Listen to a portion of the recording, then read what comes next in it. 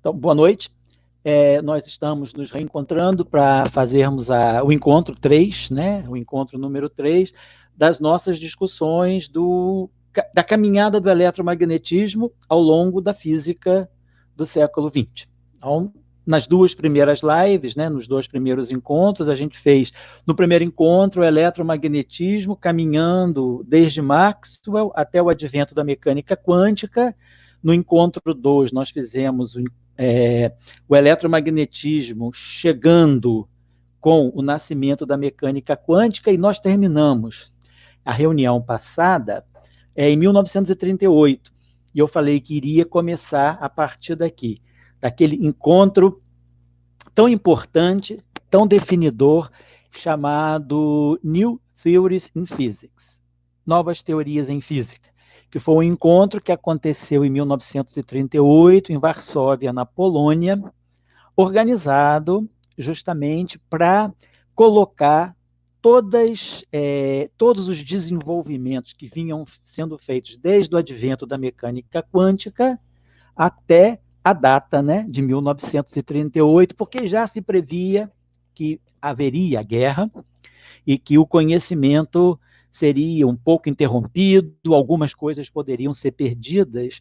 Então, fez esse encontro, foi um encontro grandioso, do qual participaram as grandes cabeças da época, e nesse encontro, o eletromagnetismo ele é dimensionado em conexão com as teorias que estavam surgindo sobre a física de interações fortes, física de interações fracas e com a própria gravidade, o estudo da teoria da gravidade, que já vinha com a teoria da relatividade geral de Einstein.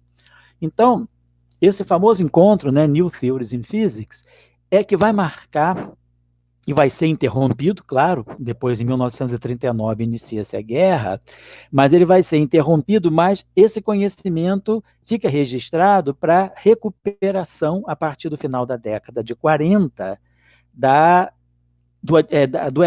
dos progressos do eletromagnetismo com uma nova física nascente, que era a física de partículas. Vamos nos lembrar que o primeiro acelerador de partículas, que foi o ciclotron, foi o ciclotron, ele foi construído em 1932.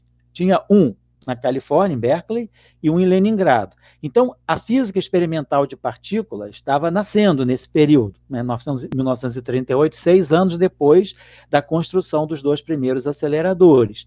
E aí já se chega na década de 40, final da década de 40, se reinicia a física depois da guerra, já com uma forte atividade em cima da física de partículas, que aí a física nuclear fica muito fortalecida por conta da questão até mesmo armamentista, e então se retoma a física com uma forte ênfase na física de partículas, e aí o eletromagnetismo, ele vai, como sempre, nessa teoria, vamos dizer, o eletromagnetismo é aquela teoria um pouco mais simplória, mas que vai se infiltrando nas grandes teorias que vão surgindo. É um pouco assim, o eletromagnetismo é uma teoria, vamos dizer assim, meio oportunística.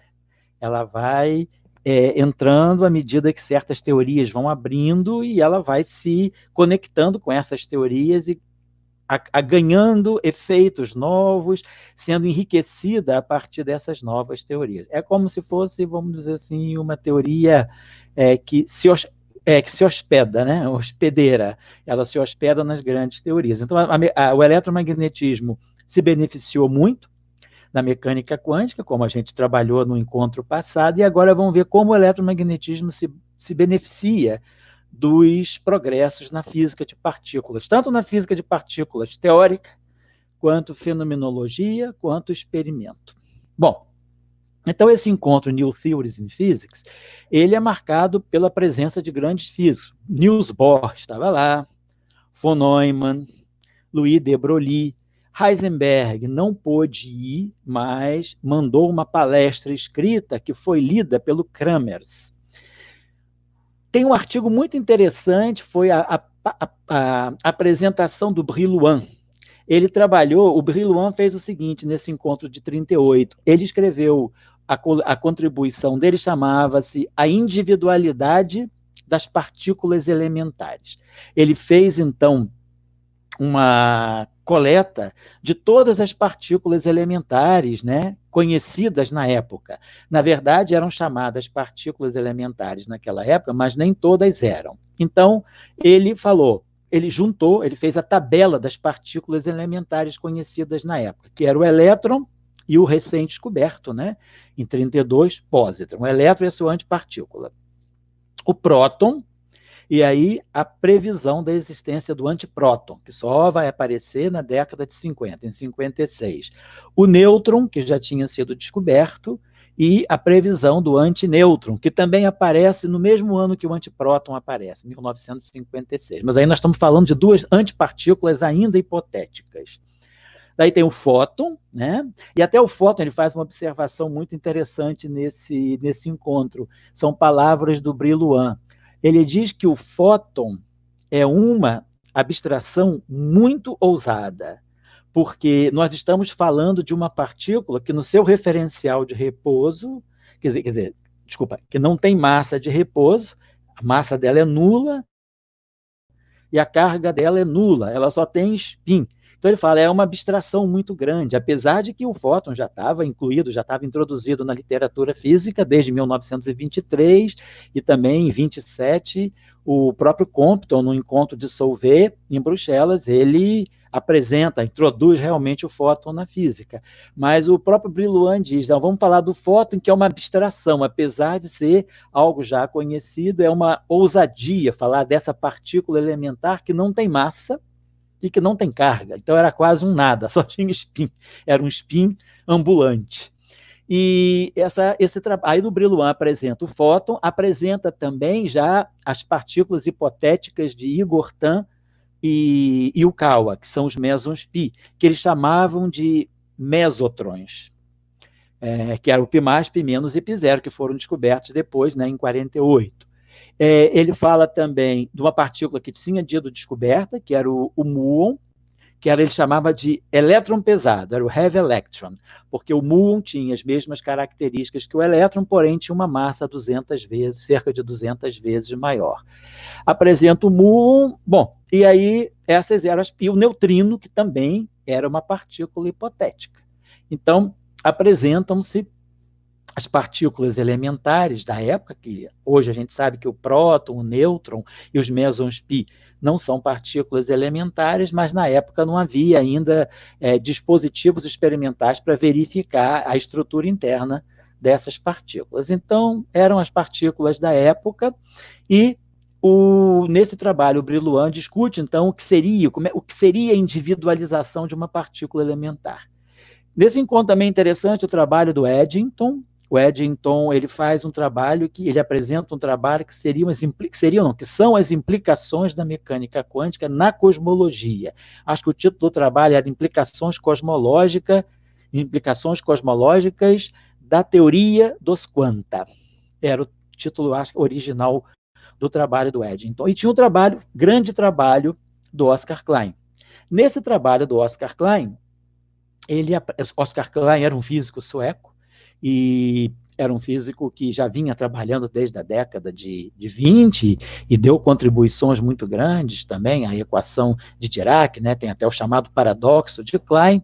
Oscar Klein faz um trabalho, e é o famoso Klein do Kaluza-Klein, né? O Kaluza escreve o paper em 19, Klein se associa a essas ideias a partir de 24, que eram as ideias de unificação da teoria da gravidade, que seria a teoria da relatividade geral, com o eletromagnetismo, que era já um projeto muito importante para o próprio Einstein.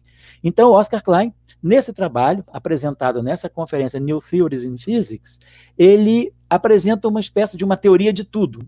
Ele reúne as partículas elementares catalogadas por Brillouin e apresenta uma teoria unificada para todas as interações. Então, ele fala da interação eletromagnética com as interações nucleares fortes e fracas e com a gravidade. Então, já é um momento em que... Por que eu gosto de chamar a atenção para esse encontro de Varsóvia? Porque é quando o eletromagnetismo é colocado dentro de uma teoria que seria uma teoria de tudo, porque ela unificaria todas as 4 interações.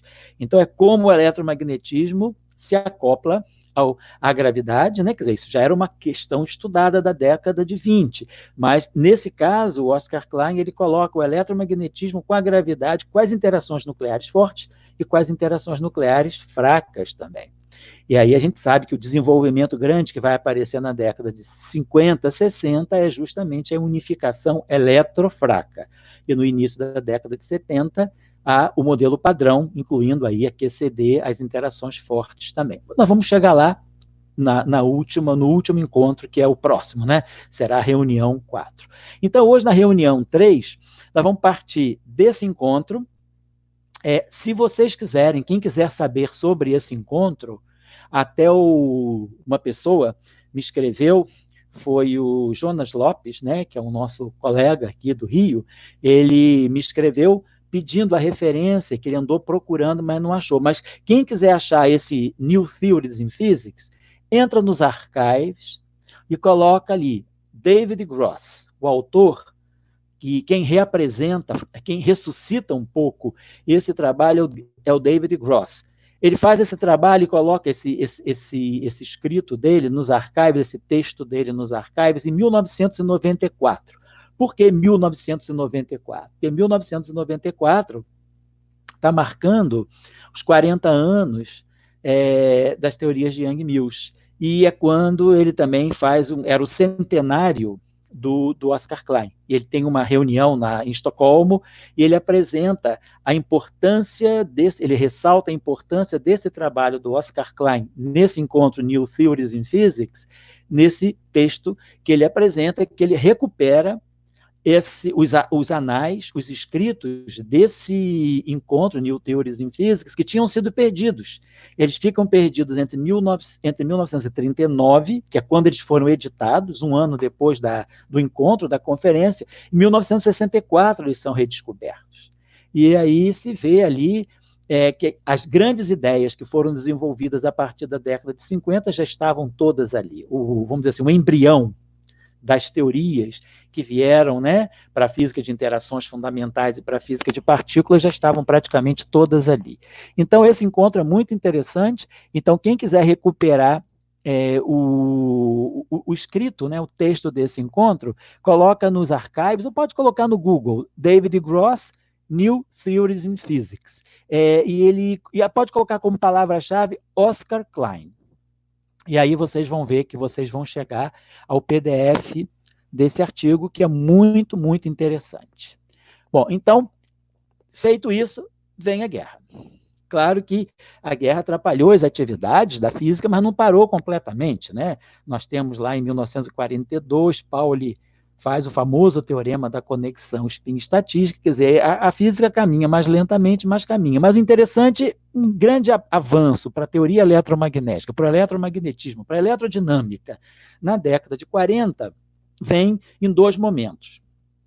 46, logo um ano depois da guerra, Tomonaga, independentemente no Japão, começa um estudo, uma apresentação, uma reavaliação da eletrodinâmica quântica de Dirac, de 1927, agora escrita na forma covariante. Então, tem uma série de trabalhos, são 7 trabalhos que o Shinichiro Tomonaga, o professor Tomonaga, publica entre 1946 e 1950, que é a formulação covariante da eletrodinâmica quântica. Nos Estados Unidos, de forma independente, trabalham também nesse projeto da eletrodinâmica quântica Richard Feynman e o Schwinger, Julian Schwinger. Então ficam Tomonaga, Schwinger e Feynman fazendo trabalhos independentes sobre a eletrodinâmica quântica. E o grande resultado vem com Schwinger também, porque o Schwinger é aquele que pela primeira vez calcula a anomalia associada ao momento de dipolo magnético do elétron na eletrodinâmica quântica. Vamos dizer assim, foi o primeiro cálculo importante da eletrodinâmica quântica. Você sabia da mecânica quântica relativística de Dirac, lá da década de 20, 28, que a equação de Dirac conduzia ao valor correto, né, que a mecânica quântica colocava para a razão giromagnética do elétron, o famoso fator G igual a 2. Só que esse G igual a 2 é um resultado da mecânica quântica relativística. A teoria quântica de campos, então, ela dá uma correção. Na verdade, o G não é igual a 2. O G é igual a 2,001. Então, o que Schwinger calcula, usando a eletrodinâmica quântica, é a razão chamada anomalia, que é o G menos 2 sobre 2. Né? É o desvio percentual da razão giromagnética do elétron. E Schwinger calcula isso e encontra um primeiro resultado, que é alfa, que é a constante de estrutura fina, 1 sobre 137, é alfa sobre π. Então, ele encontra esse valor, alfa sobre π. É um momento importante, porque isso configura, né, um cálculo importante para a propriedade magnética do elétron, para o magnetismo do elétron, a partir da eletrodinâmica quântica. Então, no final da década de 40, se institui a eletrodinâmica quântica na forma como nós conhecemos hoje, devido a Tomonaga, Schwinger e Feynman. Inclusive, os três dividem o Prêmio Nobel de Física de 65 por conta da série de trabalhos que os três independentemente publicaram. Tomonaga publicou uns 7 trabalhos, Schwinger publicou uns 5 ou 6, Feynman também uns 5 ou 6, sempre na faixa assim, 5, 6, 7 trabalhos nessa faixa entre 1946 e 1951, 52. Então, nós iniciamos a década de 50 com esses trabalhos importantes sobre a constituição da eletrodinâmica quântica, que no fundo é a versão quantizada do eletromagnetismo. Não estamos falando de um eletromagnetismo clássico, mas estamos falando, sim, da interação eletromagnética olhada do ponto de vista da teoria quântica de campos. Em 47, Dirac tinha retomado os estudos dele sobre o monopolo magnético e Dirac publica um trabalho que seria uma teoria quântica de campos para monopolos magnéticos, que foi um trabalho também muito pioneiro, porque essa questão só vai ser depois aprofundada e resolvida finalmente no final da década de 70. 78, 79, eu me lembro que eu já estava em Trieste nessa época fazendo doutorado, e no final de 80, o professor foi 81, final de 81, nos 50 anos dos monopolos magnéticos, né, os monopolos magnéticos foram introduzidos por Dirac em 31, em 1981, um pouquinho antes do Natal, devia ser por volta de 18, 20 de dezembro, o Salão organizou o workshop em Trieste pelos 50 anos dos monopolos magnéticos. E aí, nesse evento de 81, foram apresentados alguns trabalhos sobre teoria quântica de campos para monopolos magnéticos. Inclusive, o Salan vinha trabalhando nisso com o professor John Strasdy e um colega nosso, que era um colega grego que fazia o doutorado no Imperial College de Londres, e Panagiotakopoulos, o nome dele, eu acho que era Christos Panagiotakopoulos fazia esse trabalho com Salan Strasdy sobre teoria de campos de monopolo.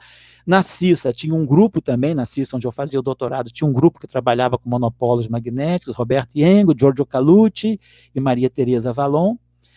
E tinha um grupo, o grupo em New York, da NYU, né, que era o grupo era NYU, sim, NYU.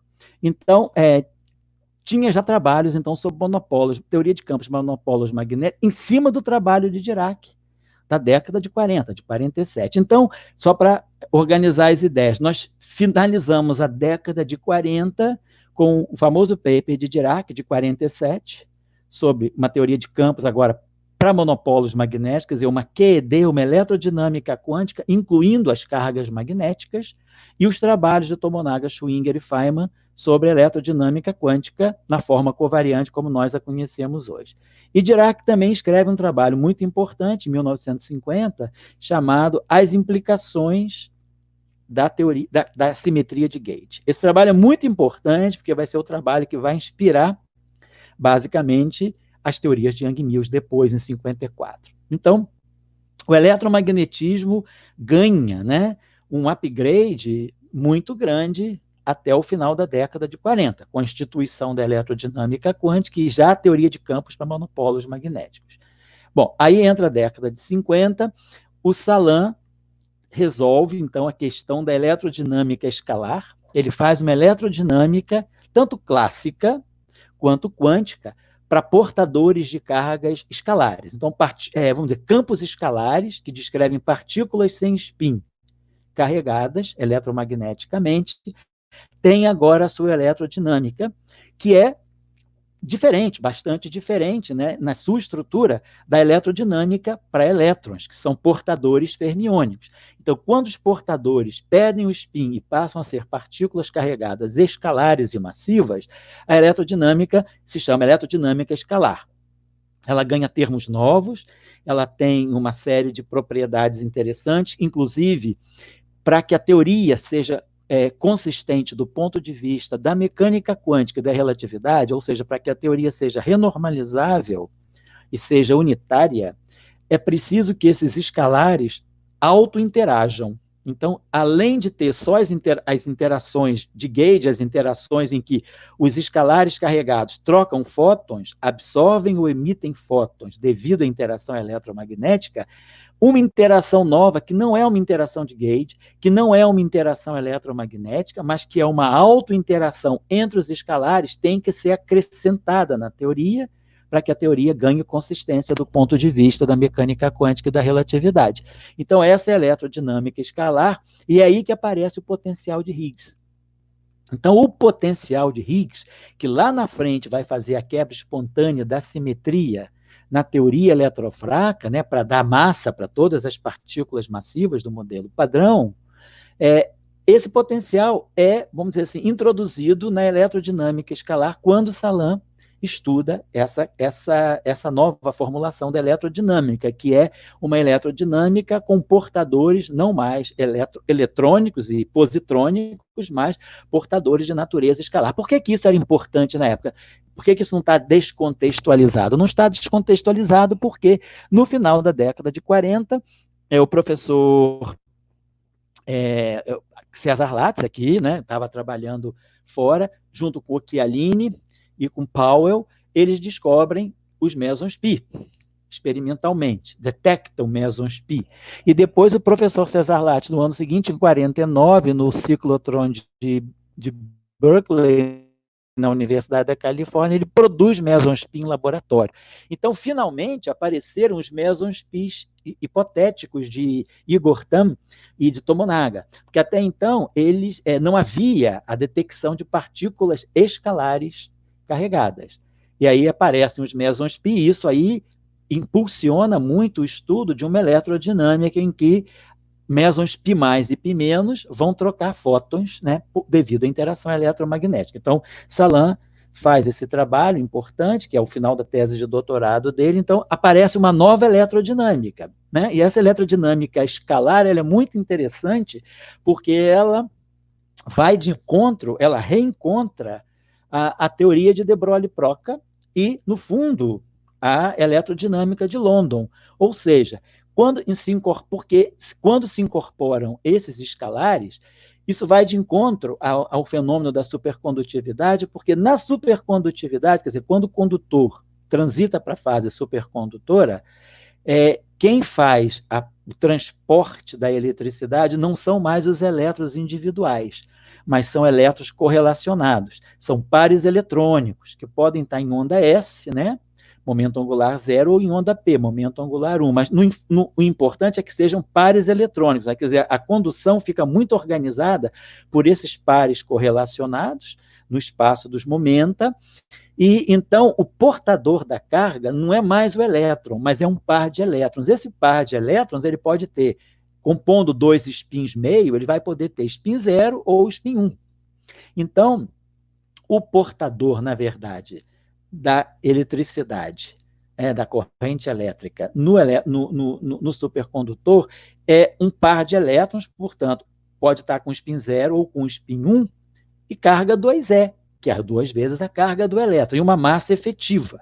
Então, nós temos uma que a gente chama de uma quase partícula escalar carregada em carga 2e, que porta eletricidade. Então, a eletrodinâmica escalar, ela recupera de uma forma mais fundamental a eletrodinâmica de de Broglie-Proca com as equações constitutivas dos irmãos London. Então, é uma coisa importante, e tanto esse estudo é importante que o Salam percebe isso, e ele faz em 52, logo depois que ele se doutora, ele publica um trabalho que é uma teoria quântica de campos para os supercondutores, para a supercondutividade, porque então já ficava claro que na supercondutividade, quer dizer, a eletrodinâmica escalar, ela apresentava esse fenômeno de blindagem.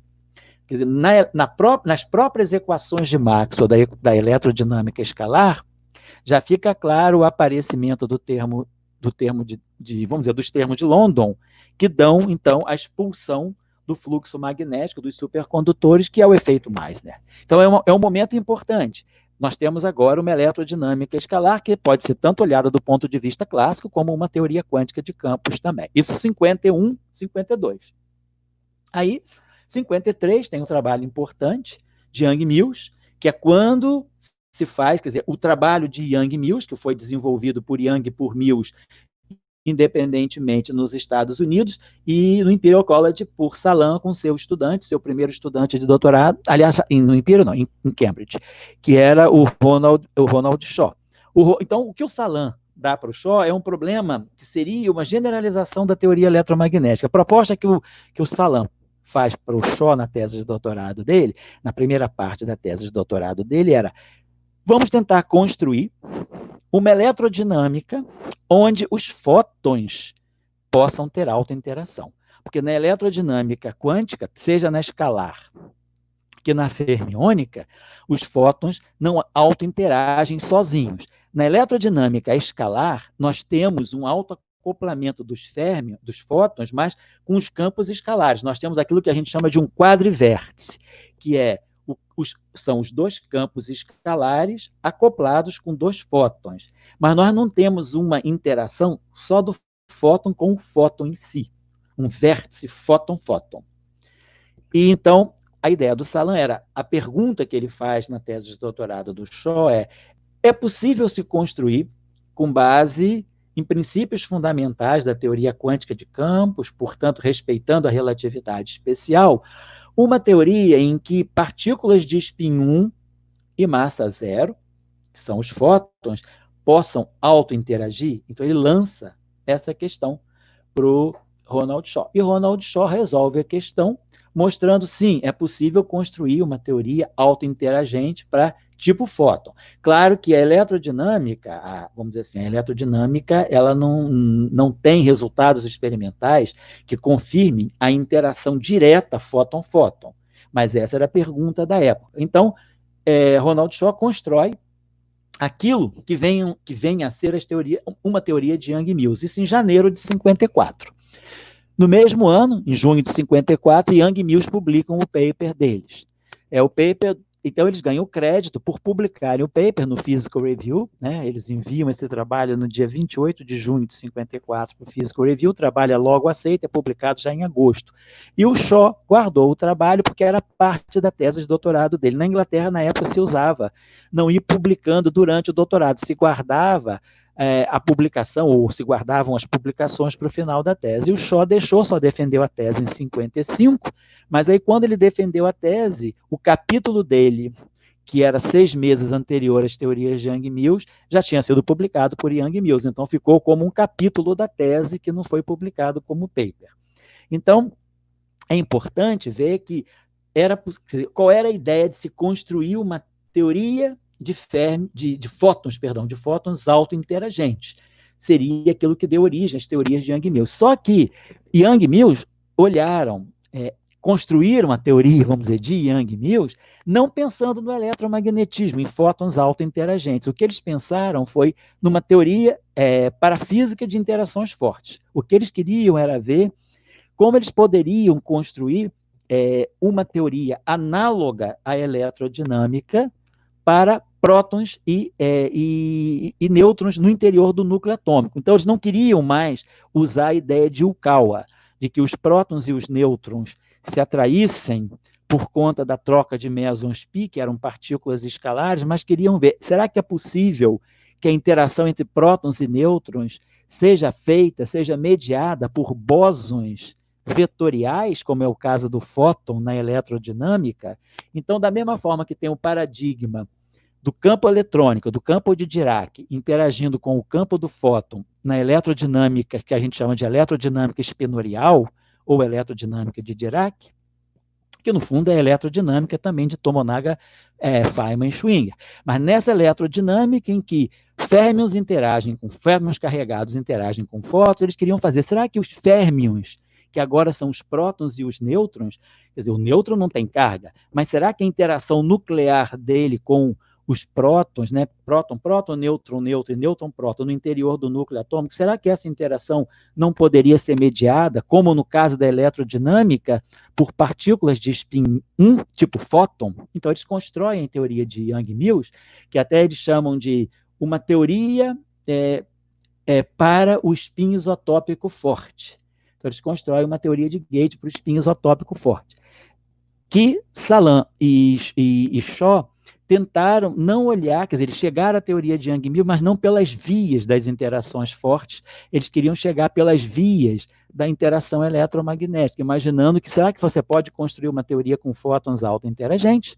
E aí eles introduzem também uma simetria de gauge, uma simetria não abeliana, e constroem exatamente as teorias de Young-Mills, por outro caminho. Então, essa era a ideia. Então, em 1954, com o advento das teorias de Young-Mills, a gente tem esse redimensionamento de que é possível construir uma teoria não abeliana para os fótons. Seria possível construir uma teoria não abeliana para os fótons. Seria, vamos dizer, uma teoria ainda não comprovada experimentalmente, porque os experimentos da eletrodinâmica não mostram fótons em autointeração direta.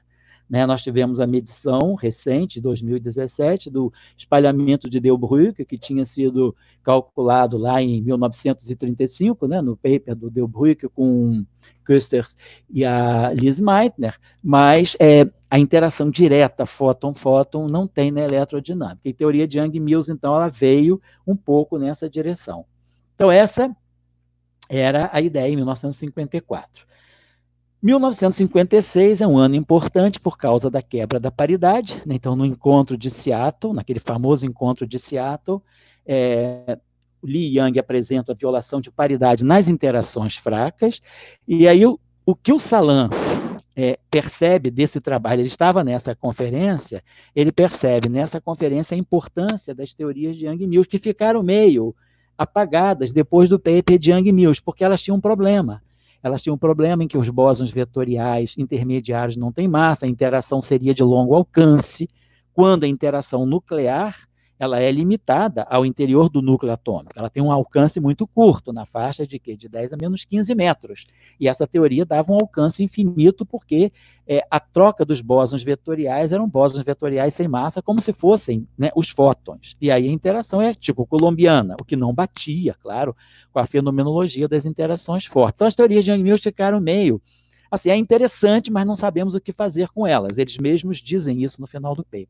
Até que em 56, com a quebra da paridade, o Salam percebe que as teorias de Young-Mills poderiam ser muito interessantes para descrever a física de interações fracas, não fortes, como pensava em Young-Mills. Por quê? Porque nas interações fracas aparecem os neutrinos. Os neutrinos são férmions quirais. Em 1956, os neutrinos são detectados. A primeira família de neutrinos, quer dizer, os neutrinos do elétron, são detectados em 56. E eles são detectados e considerados com massa zero. Então, Salam estava com tudo na mão.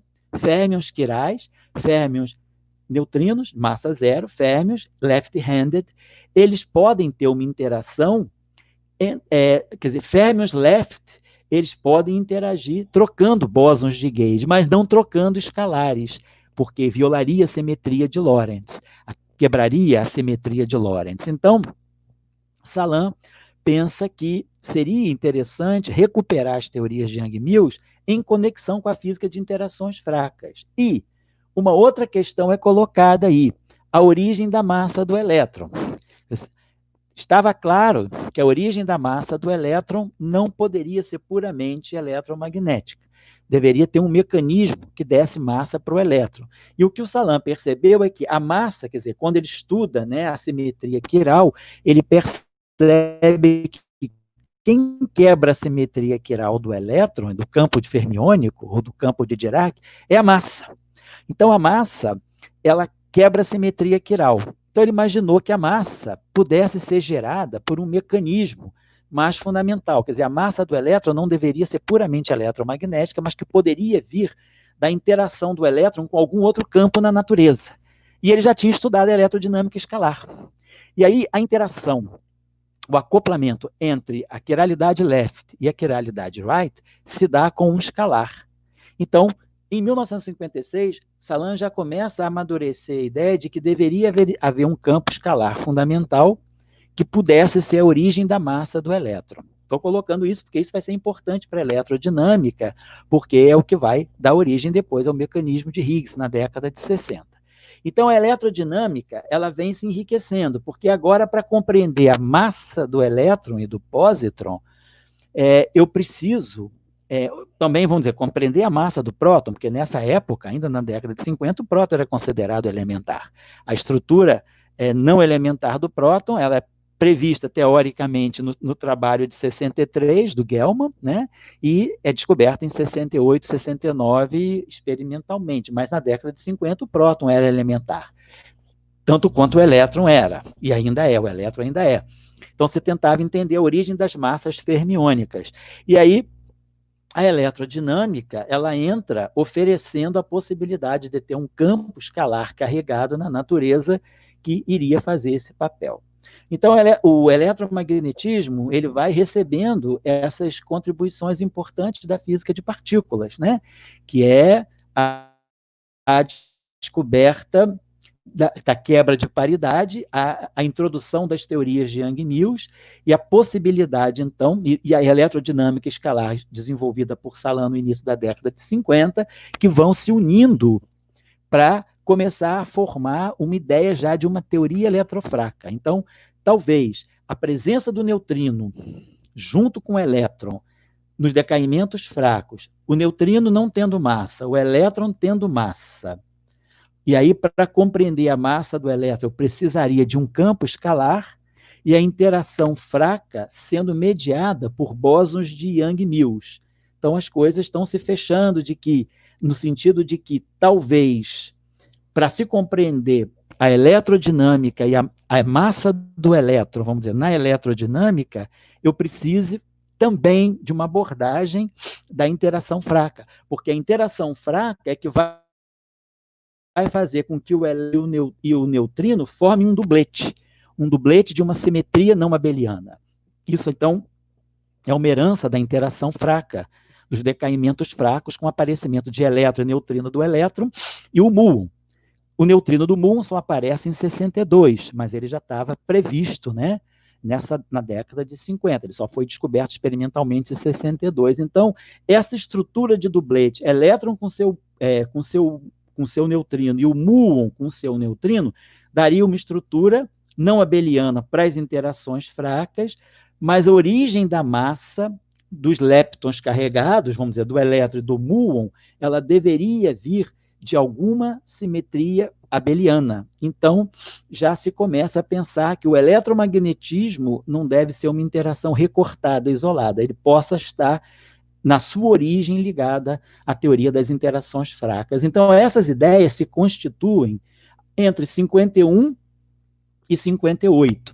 Em 58, o Schwinger já escreve um trabalho que o Salan considerava praticamente o trabalho pai, o trabalho mãe do modelo padrão, que o Schwinger dá o título do trabalho de Uma Teoria de Gauge para as Interações Fundamentais. Então, é quando ele unifica, usando teoria de Young-Mills, e já começa a pensar na unificação das interações fracas com as interações eletromagnéticas e fortes. Já começa a lançar a ideia de um modelo padrão. Então, o eletromagnetismo, na década de 50, ele começa a se incorporar às outras interações, as interações nucleares fortes e fracas, e já se começa começa a emergir aí a ideia daquilo que vai ser o modelo padrão que se configura na década de 70. Então, eu acho que a gente pode ficar por aqui em termos da origem. Eu agora vou pedir, então, para o Ageu, por gentileza, trazer os slides que nós vamos começar agora a mostrar as categorias de eletrodinâmicas não maxwellianas. E aí eu tinha falado já nos encontros anteriores que a primeira categoria é a categoria de eletrodinâmicas estendidas dentro ainda do modelo padrão.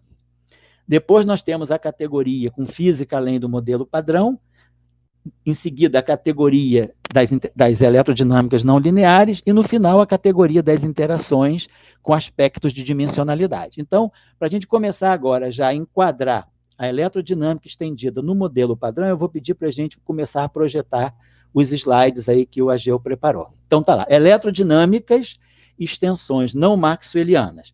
Eu atualizei esse arquivo em outubro de 2019. E até lá eu encontrei, além da teoria de Maxwell, 49 extensões para a teoria eletromagnética. Então, vamos começar a falar dessas 49 extensões. A primeira categoria está aqui.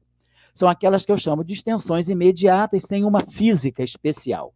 Seria Maxwell mais 12 extensões. Quem são essas extensões? Então, estão lá. Eletrodinâmica ordinária de Maxwell. Então, a teoria, as equações de Maxwell, tal qual nós conhecemos. Aquela eletrodinâmica macroscópica que se desenvolveu a partir das equações de Maxwell. Em seguida, em 1931, como nós falamos, né, no encontro passado, quando Dirac, né, quer dizer, quando a gente trabalhou a eletrodinâmica, o eletromagnetismo encontrando a mecânica quântica, nós temos esse trabalho do Dirac, de 31, que é quando ele lança a ideia de monopolos magnéticos, né, no trabalho de maio de 31. E aí, então, é uma eletrodinâmica estendida a partir da introdução de monopolos magnéticos. Então, nós modificamos a equação de Gauss para o campo magnético e modificamos a equação de Faraday-Lentz, a lei da indução, introduzindo uma corrente de cargas magnéticas. Então, é uma outra eletrodinâmica que já vai aparecendo. Na década de 30, aparece a eletrodinâmica de Proca. Então, a eletrodinâmica de Maxwell, Proca, de Broglie. Na verdade, eu não botei o nome de Broglie, porque o de Broglie entra em 42, mas ele refina um pouco essa eletrodinâmica de Proca, que é de 35 e 36. Então, a eletrodinâmica de Broglie e Proca, ela incorpora o modelo de London, que é de 35, né, quando os irmãos London incorporam as equações constitutivas para levar em conta o efeito Meissner, que foi descoberto em 33, então surge a eletrodinâmica de de Broglie e Proca, que é uma eletrodinâmica com fóton massivo. E essa eletrodinâmica é, na verdade, um resultado que vem da eletrodinâmica escalar, que Salan desenvolve em 51, se faz recurso ao mecanismo de quebra espontânea da simetria, mas que não é o caso aqui. Nós estamos falando da eletrodinâmica de de Broglie e Proca, em que a massa do fóton é colocada à mão nas equações de Maxwell. Não tem um princípio de quebra de simetria por trás. A eletrodinâmica escalar na formulação de Fermi, Majorana, Weisskopf, Pauli e Salan, quer dizer, todos esses nomes trabalham entre a década de 30 e a década de 50, culmina com o trabalho de Salan na década de 50, a formulação da eletrodinâmica tanto clássica, né, quanto quântica. O que é uma eletrodinâmica com portadores escalares carregados? Então, é a versão escalar da eletrodinâmica, da qual a gente já falou hoje. A eletrodinâmica de bósons vetoriais carregados. E agora, na década de 50, começam a aparecer ressonâncias mesônicas com spin 1 e com carga. E aí a pergunta é, como seria a eletrodinâmica, já que a eletrodinâmica escalar tem aspectos diferentes da eletrodinâmica espinorial, né, a eletrodinâmica de férmions carregados, o que aconteceria com a eletrodinâmica de bósons vetoriais carregados? Então, tem uma discussão muito ativa entre Salan e Li Yang ao longo da década de 60. A discussão começa já em 61, com o Salan, depois o Li Yang entra, o Salan responde, tem uma interação muito forte entre os três, apesar de nunca terem publicado juntos essas ideias. Uns franceses também entraram na discussão, então tem uma série de trabalhos entre 61 e 67 sobre a constituição da eletrodinâmica em que bósons vetoriais tenham carga, ou seja, uma eletrodinâmica em que as cargas sejam portadas por objetos de spin 1, não mais nem de spin 0 nem de spin meio, mas de objetos de spin 1. Daí, esse problema fica em aberto. Ele não é resolvido ao longo da década de 60. Ele só é resolvido no final da década de 60, quando se institui a teoria eletrofraca. Quer dizer, para a gente compreender a eletrodinâmica de bósons vetoriais carregados, segundo, né, os cânones, né, da física convencional, do modelo padrão, eu preciso fazer o recurso à quebra espontânea de simetria, ter bósons de Higgs, porque os bósons vetoriais, os bósons de spin 1, os bósons vetoriais carregados, eles têm um problema com a unitariedade, eles violam bounds de unitariedade na seção de choque. Agora, quando se introduz o campo de Higgs, que é quem vai dar a massa, quer dizer, se a massa desses bósons vetoriais vem de um mecanismo de Higgs, o próprio campo de Higgs, os graus de liberdade de Higgs, se encarregam de reconstituir a unitariedade. Então, aquele bound de unitariedade é restaurado, é regenerado pela presença dos campos, do campo de Higgs. Então, a eletrodinâmica de bósons vetoriais carregados é muito peculiar e ela precisa ser entendida à luz da teoria eletrofraca. Então, realmente, aí, quer dizer, quando você fala do spin 1 carregado, a eletrodinâmica está muito conectada com a ideia da teoria eletrofraca. Quer dizer, na verdade, as partículas vetoriais carregadas elementares que nós conhecemos hoje são o W mais e o W menos. As demais partículas com spin 1 carregadas são ressonâncias mesônicas que não são elementares. Depois, ainda não se tem uma teoria completa para a eletrodinâmica de bósons carregados com spin 2. Então, se os portadores de carga têm spin 2, nós temos um problema sério com a causalidade, temos que introduzir acoplamentos não mínimos. Então, uma eletrodinâmica de bósons de spin 2, ela certamente não pode ser resolvida no âmbito das teorias de campo pontiforme. Talvez a gente precise fazer recurso à teoria de cordas. Essa é uma questão muito bem discutida pelo Massimo Porrati, que é um pesquisador da Universidade de Nova York, e junto com... ele faz uns trabalhos em grupo lá, né, mas ele é o líder do grupo, e tem uma série de trabalhos interessantes do Massimo Porrati sobre o que é uma eletrodinâmica, o que é a interação eletromagnética de bósons de spin 2 carregados. É uma discussão interessante, tem toda uma série de recursos, acoplamentos não mínimos, introdução da gravitação. Então, é uma questão não trivial, é uma eletrodinâmica não trivial. Ao longo da década de 40 e 50, se desenvolve a eletrodinâmica de Podolsky-Lewicki, que é uma eletrodinâmica para fóton massivo também, mas sem recurso à não linearidade. São teorias que se tenta entender a origem eletromagnética da massa do elétron usando uma eletrodinâmica com o que a gente chama de derivadas superiores. Quer dizer, a energia do campo eletromagnético não é mais proporcional só ao quadrado do campo elétrico e ao quadrado do campo magnético. Ela vai passar a depender também de divergências e rotacionais, né, e derivadas temporais desses campos. Então, ela vai depender não só de termos quadráticos em E e B, mas termos quadráticos nas derivadas do campo elétrico e do campo magnético. É uma eletrodinâmica que até hoje é considerada por alguns autores, né, eletrodinâmica de Podolsky-Lewicki. Depois, a eletrodinâmica de Maxwell, né, em conexão com o mecanismo de Higgs. Isso está dentro do modelo padrão, está dentro da teoria eletrofraca, que é quando a gente começa a entender a origem do fóton a partir da teoria eletrofraca. Quer dizer, quando nós fazemos a formulação eletrofraca, a gente começa com uma simetria SO2 associada ao spin isotópico fraco e uma simetria U1 associada à hipercarga fraca. Entra o campo de Higgs, o dublete de Higgs. Quando o campo de Higgs quebra a simetria espontaneamente, aparece o fóton e o Z0. Então, o fóton e o Z0, eles são produtos, né, são resultantes de uma quebra espontânea da simetria organizada, induzida pelo campo de Higgs, e aí o fóton e o Z0 são escritos como combinações lineares, independentes e ortogonais entre si, dos bósons vetoriais neutros associados ao SO2 e ao 1. Então, é quando a gente começa a compreender uma origem mais clara, né, para aquilo que é o fóton, para como que o fóton se separa do fóton, vamos dizer, do fóton massivo, que é o Z0, das interações fracas, e quando a gente compreende, então, a eletrodinâmica como parte de uma teoria unificada. Quer dizer, a origem comum que tem tanto a interação eletromagnética quanto a interação nuclear forte. Isso fica claro, né? Então, e é o que a gente chama de eletrodinâmica de Maxwell-Higgs, que é o setor eletrodinâmico dentro da teoria eletrofraca. Depois nós temos a eletrodinâmica de Calbi-Ramon, que é uma eletrodinâmica com aparecimento de um fóton escalar, onde se faz recurso a essa eletrodinâmica para se falar de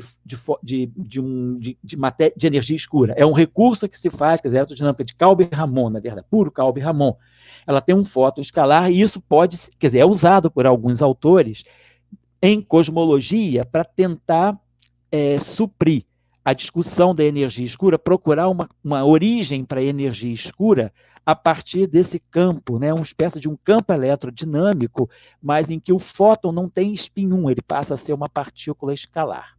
Então, é uma eletrodinâmica mais para fótons escalares. E depois a eletrodinâmica de Maxwell-Calbi-Ramon, onde, nesse mecanismo, se une a eletrodinâmica de Maxwell com essa eletrodinâmica de Calbi-Ramon, aparece um fóton massivo. Aqui eu escrevi errado.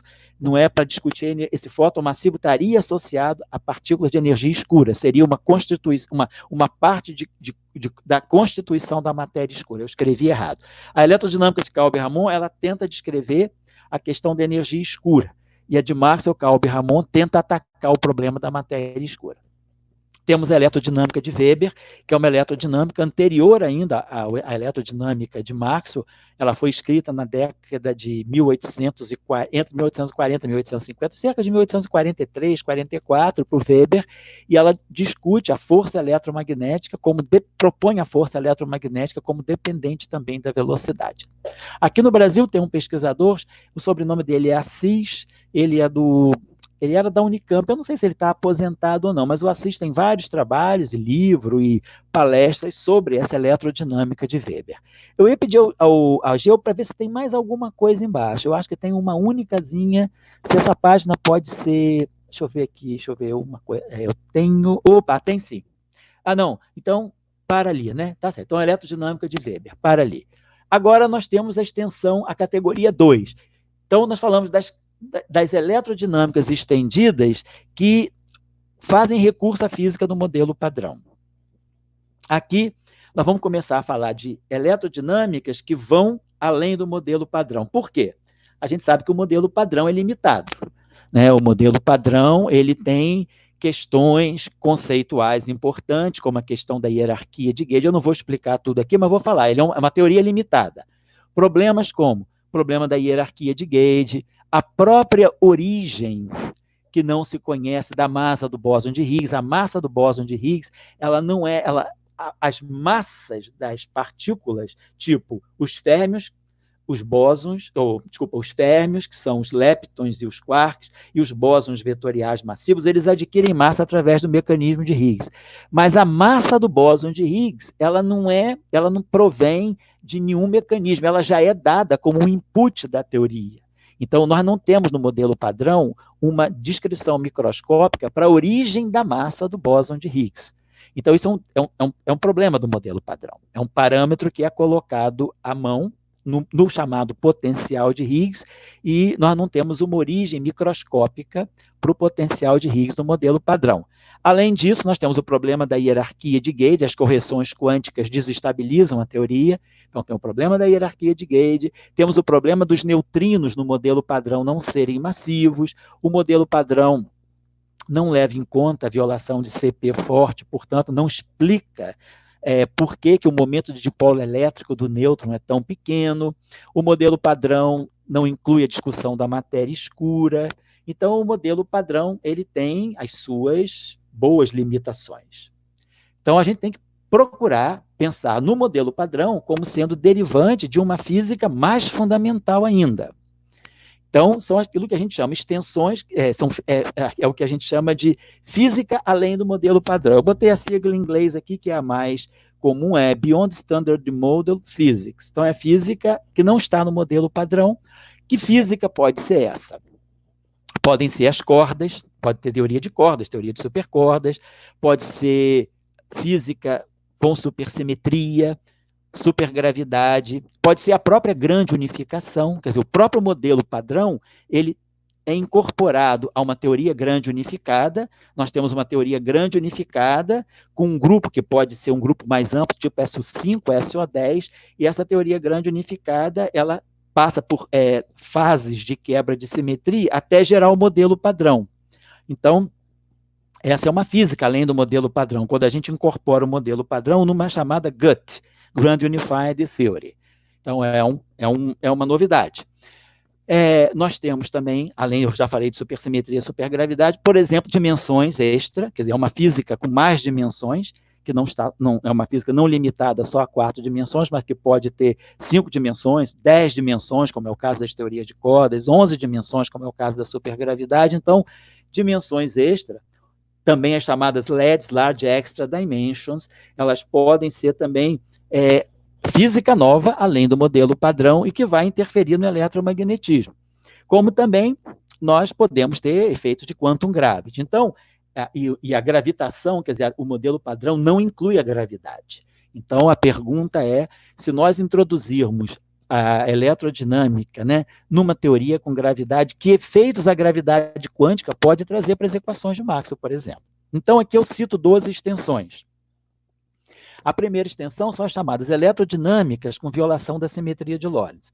Isso é uma coisa bastante estudada, já desde o final, desde a década de 90. A sigla, né, da área é Standard Model Extension, SME. No Brasil, nós temos vários grupos trabalhando com isso, o grupo do Maranhão, da UFMA, temos o grupo da Paraíba também, temos em Natal também, temos no CBPF, em São Paulo, havia em Belo Horizonte, agora não tem mais na UFMG, o grupo ali, a Carolina morreu, e o Marcos Sampaio foi para a UFABC, então, mas a UFMG chegou, o pessoal da UFMG chegou a fazer bons trabalhos também sobre essas eletrodinâmicas com violação da simetria de Lorentz. Tem Humberto Belisca também, que trabalha com isso no Espírito Santo. Então, temos uma série de grupos no Brasil, e o grupo, assim, mais forte internacionalmente é o grupo de Indiana, em Bloomington, liderado pelo Alan Kosteletsky. Então, são eletrodinâmicas interessantes com violação da simetria de Lorentz, e essa violação da simetria de Lorentz ela pode ser um efeito de baixas energias a partir da teoria de cordas. Então, é uma eletrodinâmica além do modelo padrão. Temos uma eletrodinâmica muito interessante, associada a um fenômeno chamado, com a sigla em inglês é CME, efeito magnético quiral. Então, esse efeito magnético quiral, ele pode estar presente tanto em física da matéria condensada, nesses semimetais, nos metais de Dirac, nesses metais exóticos, como também na física de quarks e gluons, nos plasmas de quarks e gluons. Essa é uma eletrodinâmica interessante, que é uma eletrodinâmica que a gente chama de eletrodinâmica da matéria quiral. É um mecanismo que existe, né, em que o desbalanceamento entre fermions left e fermions right, fermions quirais left e fermions quirais right, pode gerar correntes elétricas em presença de campos magnéticos. Então, é uma eletrodinâmica interessante com aplicação tanto à física de materiais quanto à física de quarks e gluons. E ela pode ser reescrita em termos dessa chamada eletrodinâmica axiônica. Essa eletrodinâmica axiônica também é uma eletrodinâmica que não está no modelo padrão, porque ela incorpora uma nova partícula que se acopla ao fóton, uma partícula neutra que tem uma oscilação com o fóton. Quer dizer, o fóton pode oscilar, ele pode fazer uma espécie de uma oscilação de sabor com essa partícula chamada axion. Tem um acoplamento entre esse escalar, ou pseudoescalar, depende, né, e o fóton. Então, essa eletrodinâmica axiônica ela é aplicada também em física de matéria condensada, nesses isolantes topológicos, nos supercondutores topológicos, como também ela pode ser associada, ela pode ser obtida a partir dessa eletrodinâmica da matéria quiral, dessa eletrodinâmica que a gente chama com efeito magnético quiral. A eletrodinâmica de Bumblebee é uma eletrodinâmica também com quebra da simetria de Lorentz, se popularizou bastante no início dos anos 2000, também é uma física além do modelo padrão.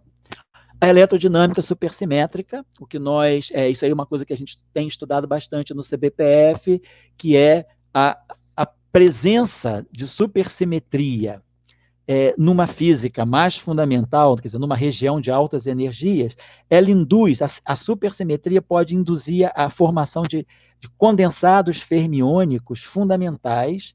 esses condensados fermiônicos induzem anisotropias no espaço-tempo, e nós podemos gerar, então, uma eletrodinâmica induzida pela própria supersimetria, em duas fases, tanto a eletrodinâmica supersimétrica, que é com a presença de um fotino, e com a presença dessa chamada Lightest Supersymmetric Particle, LSP, que pode ser uma fonte de matéria escura, que seria um fotino massivo, e como também podemos ter a eletrodinâmica com a anisotropia induzida pela supersimetria. Então, a supersimetria me dá duas, vamos dizer assim, duas ramificações de eletrodinâmicas além do modelo padrão.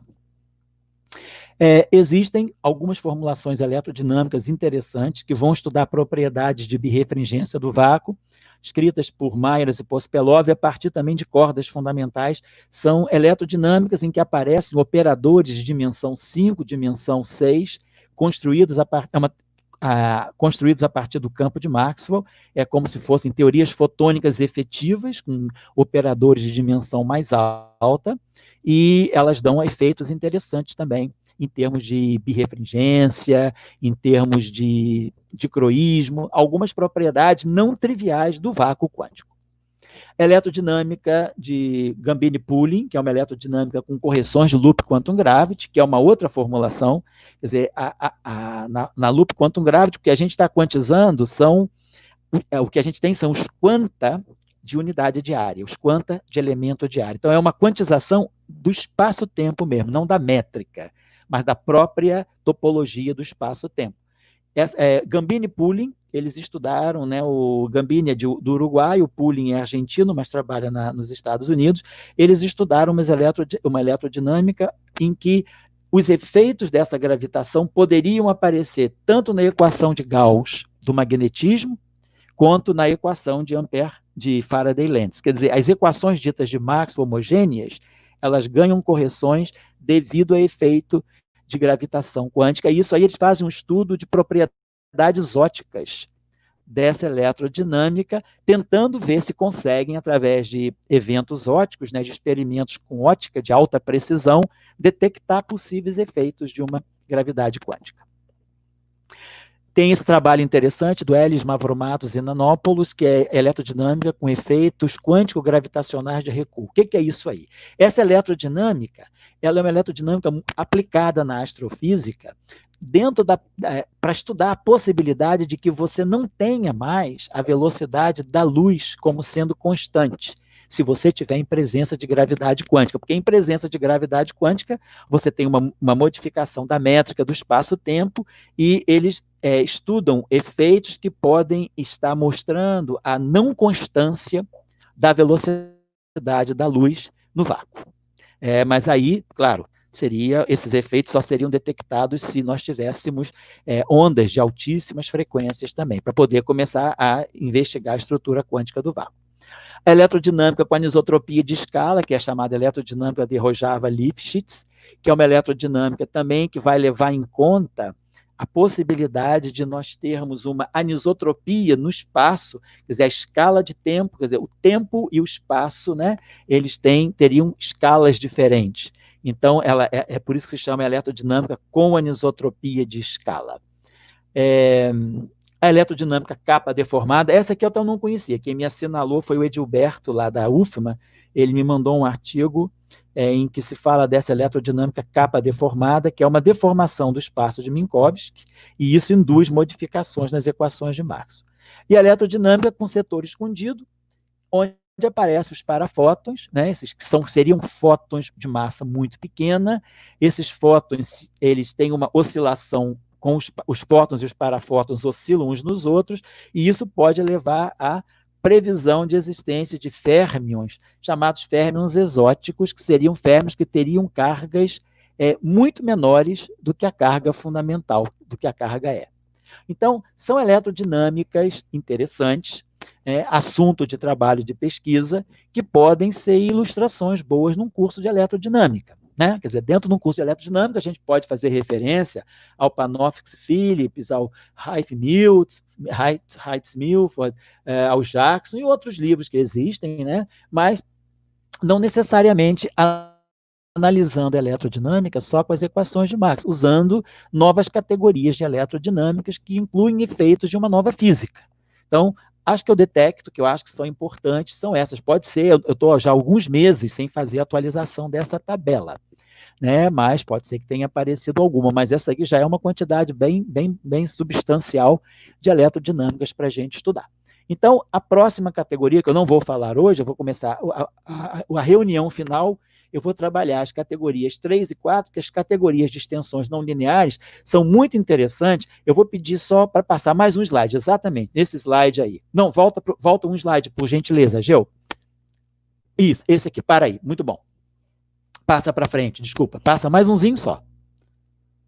Isso, para aí, esse aí fica.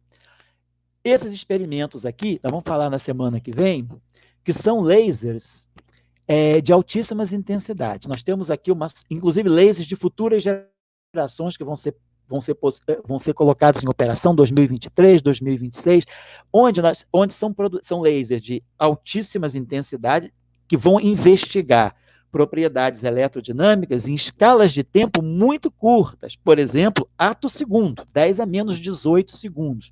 Então, você já entra numa escala de tempo em que você começa a perceber novos fenômenos eletromagnéticos do vácuo. Então, voltando agora uma transparência, por favor, pode voltar um slide, Ageu, por gentileza, que é a categoria 3. Então, na próxima semana, nós vamos começar pela categoria 3, que é a categoria das extensões não lineares, que começaram a ser estudadas com Euler-Heisenberg, Bohr-Ninfeld, lá que Euler-Heisenberg é 35, Bohr-Ninfeld é 35, Euler-Heisenberg é 36, Bohr-Ninfeld é 35. Então, essas categorias de eletrodinâmicas não lineares, elas vêm sendo estudadas ao longo do tempo, e agora pode ser que a gente, com esses experimentos desses lasers de altíssimas frequências, não de altíssimas frequências, mas de altíssimas intensidades, lasers na faixa do 10 a 15, 10 a 17, 10 a 18 watts. Isso vai dar campos elétricos e magnéticos muito próximos dos campos críticos, dos quais nós já falamos, né? O campo elétrico de 10 a 17 volts por metro e um campo magnético de 10 a 9 Tesla, são os campos chamados críticos. Para campos já um pouco mais baixos, mais próximos desses campos críticos, né, nós vamos começar a poder investigar essas eletrodinâmicas, os efeitos produzidos por essas eletrodinâmicas não lineares. Algumas derivadas do próprio modelo padrão, e outras que vêm de outra física, como, por exemplo, física de buracos negros, essa elerodinâmica não linear que está falada aqui, Bardeen, Bronikov, isso aí está falando de buracos negros carregados.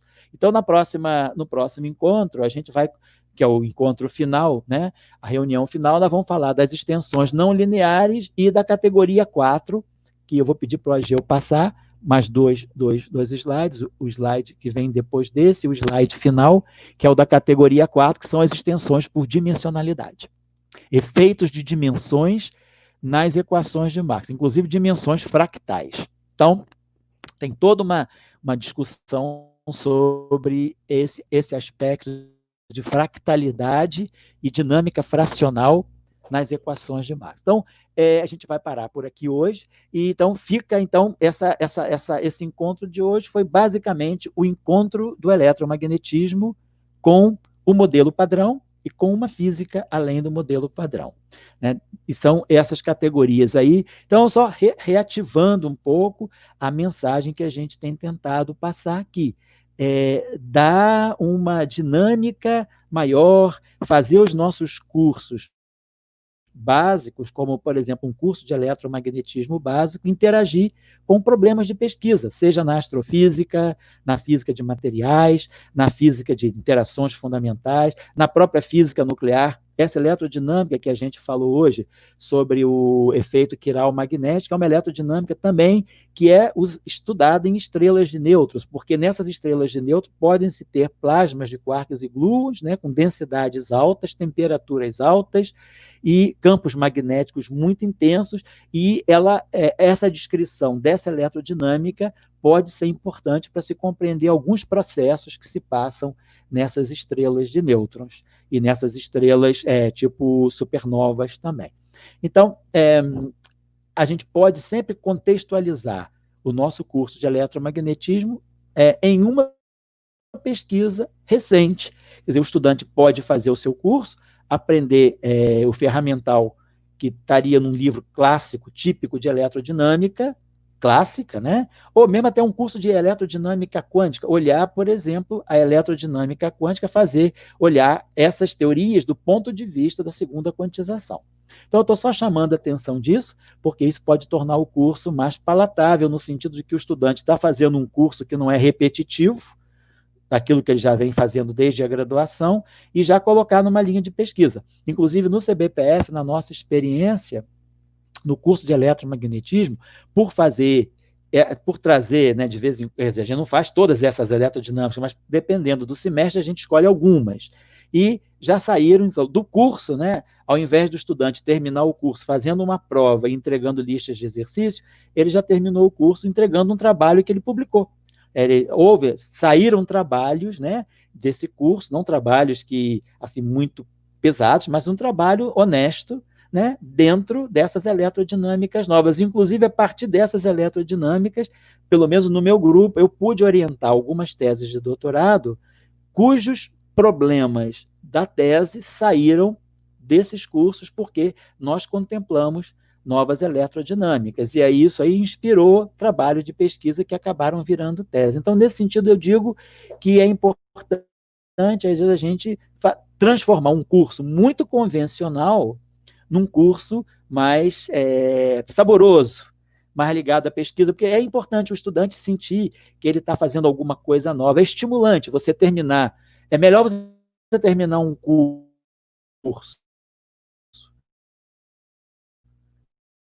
fazendo um trabalho original, no qual você aplicou alguma coisa, do que fazer uma prova com algumas pegadinhas que você vai resolver em 3, 4 horas, sentadinho ali, quietinho, ao passo que para fazer um trabalho dele, um trabalho desse é um trabalho de pesquisa, inclusive foram trabalhos gerados pelos próprios estudantes do curso, então há uma interação, então você cria uma dinâmica de pesquisa dentro de um curso que poderia ser um curso muito maçante e meio repetitivo, né? E um curso também pesado, o curso do Jackson, fazer um livro, um curso de eletromagnetismo pelo Jackson, não é uma coisa tão trivial. Os problemas são longos, mas são coisas que mais estimulam mais o método matemático do que novidades do eletromagnetismo em si. Então, essa aqui é a mensagem que eu estou passando, estou dando essa sugestão, porque isso pode tornar o curso mais próximo da pesquisa, e inclusive encaminhar problemas de pesquisa para uma própria dissertação de mestrado, ou para uma própria tese de doutorado, e assim vai.